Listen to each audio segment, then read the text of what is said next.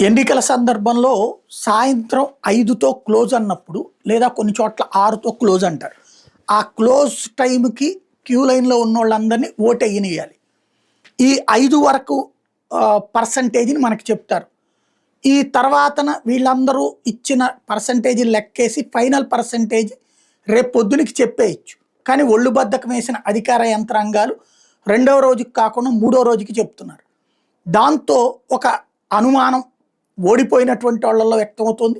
వాళ్ళు వ్యక్తం చేసే అనుమానాలు సాధారణ ప్రజల్లో కూడా క్రమంగా పాదుకుపోతోంది.